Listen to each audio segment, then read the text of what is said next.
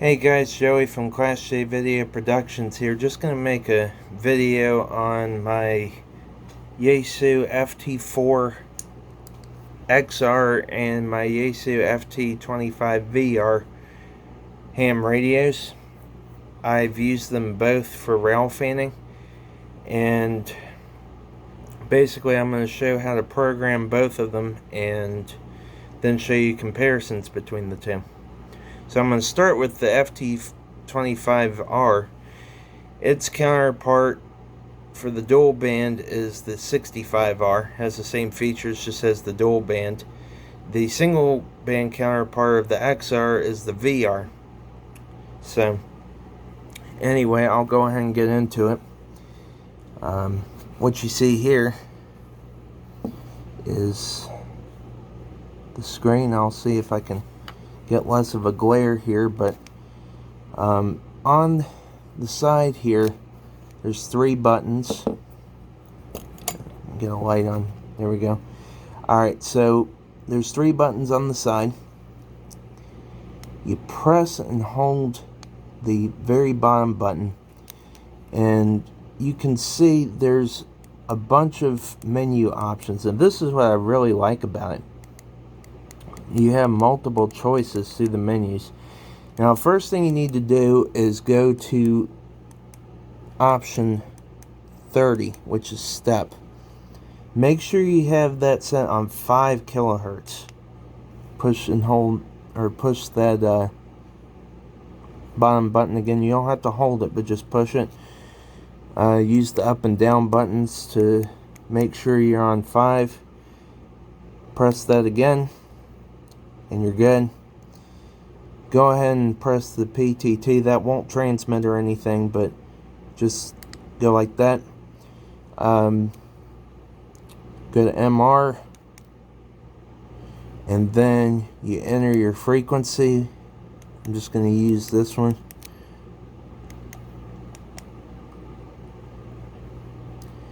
Then you press and hold MR. You go through using the up and down buttons, deciding what number you want to choose. I have that frequency on 72, so you just press and hold MR again, and you're all done.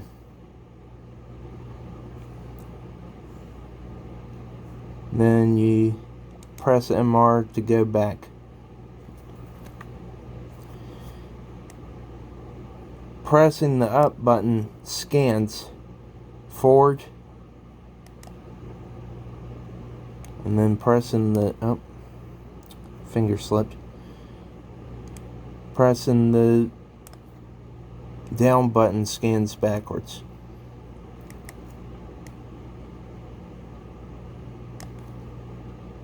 But there you go. Okay, so moving on to the FT-4XR. So this is actually the newer model, but Yaesu went back to the more antiquated display, the 6-character alpha, the segmented display, whatever you want to call it, I guess. I don't know why they did that. My guess is they probably did it to cut cost-cutting measures, but it's a pretty similar procedure to programming this radio. You press the bottom left-hand button again, but the difference is when you go through the menus, you don't have that multiple choice you can scroll through. It's only one menu option per keystroke. Also, the menu options are not the same. Like, for example, skip on the FT-25 and 65 is option 28, and it's 35 on the VR and XR. And then step on the 25 and 65 is 37 on the VR and XR. So, not really sure why they did that, but there you go. But anyway, press that, or yeah, press the side again. Make sure, or fat fingers, sorry.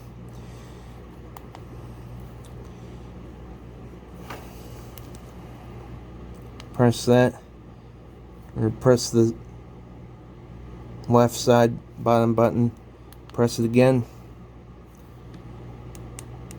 Go through and make sure you have the right one. Press the bottom side button again, this one right here. Alright, so go back. Press VM, or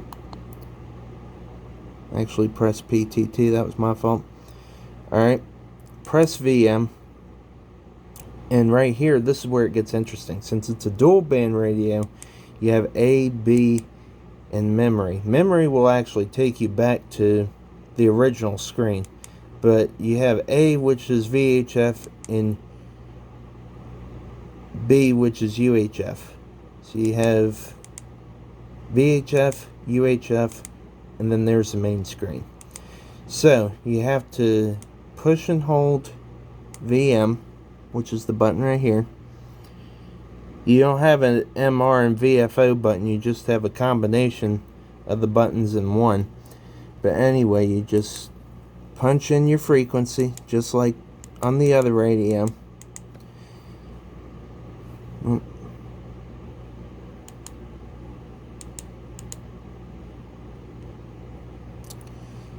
something went wrong there.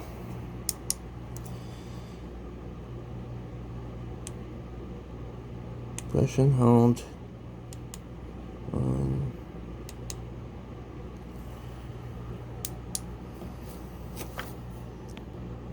Alright, so I just had a little blooper there. Just press the VM. You don't have to hold it. 161190. That was my fault. Alright, push and hold VM again. Scroll through to the frequency number you want, using the up and down key that's right here on this side. Press and hold VM again. Your memory's in, and then you have the A and the B. Press again, and press one more time. Goes back to the main screen. So basically two more presses of VM, and there you go. So that's how to program both of these radios. Now I'll go over the comparisons of these two radios. You can see they're very similar, but they are not the same size. And what that means is the batteries are not compatible with each other. So I'm not a ham radio operator, but I just use these for monitoring the railroads, just listening on them. But if you are a ham operator and you're planning on switching from the FT-65 to the FT-4XR or vice versa, you are not able to interchange the batteries with each other. That's unfortunately something you can't do. However, what you can do, and as far as I know, this is safe to do. I've never had a problem with it. I also have a Baofeng radio, and you can see these two slots here. And ironically, the connectors on both of the types of batteries connect with a Baofeng as well. Now you can't fit the entire radio in here. You have to disconnect the battery from the radio. But I have tried it. And see, it's got the slots on the side on this battery too. You just push it in there, and you can see that it is lined up with the connectors, and it does charge. It takes longer, but it does charge. I tested this battery about, I'd say, a few months ago. This is a 1750 milliamp hour battery, and I'm about 11 miles from the nearest Norfolk Southern main line, so I can't really pick anything up. But even scanning, this lasted probably, I don't know, 27 and a half, 28 hours. I haven't tested this battery. This is a 2500 milliamp hour battery, but for a small battery, this one really lasted. And even this battery will actually fit. It's a little bulkier, but see, it's got the slots in. Yeah, I mean, it'll go in there, and you can see it is making a connection with those terminals. So, and I mean, it hadn't blown up on me yet, so I'm assuming it's safe to use.